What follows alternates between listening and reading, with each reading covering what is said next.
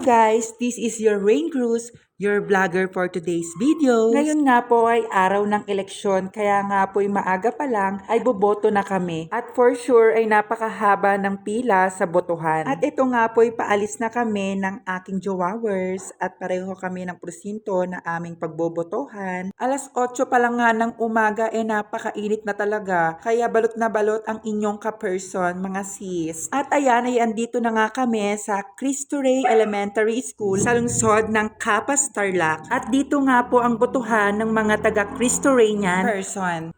People pala. At ayun nga po pala ang aming presinto doon po sa taas. At talaga nga naman pong napakahaba ng pila. Siyempre, tiis ganda tayo mga sis. And be responsible at piliin natin ang karapat-dapat na ating iboboto. Dahil sa bawat boto natin ay may kakayahan tayong baguhin ang ating mga kinabukasan. Kaya piliin nating mabuti ang ating mga iboboto, mga sis. At ayan nga ay malapit na kami. Buti na lang ay mabilis ang proseso ng ating mga guro. Kaya naman po wala pang isang oras nasa taas na kami. At sa wakas ay makakaboto na rin ang inyong dakilang Pilipinas. Charing-charing! At dahil bawal nga po ang pag-video sa loob ng presinto, ay itatapon ko muna po ang aking cellphone. Charing-charing! Kaya po pansamantala ay ititigil ko muna po ang aking vlog. At baka po ako'y mapagalitan. At ayan nga po mga sis, fast forward muna tayo. Tapos na po akong makaboto. At ayan, iniintay ko na lang po ang aking jowawers para kami ay makauwi na. At ayan, tapos na kaming bumoto mga sis.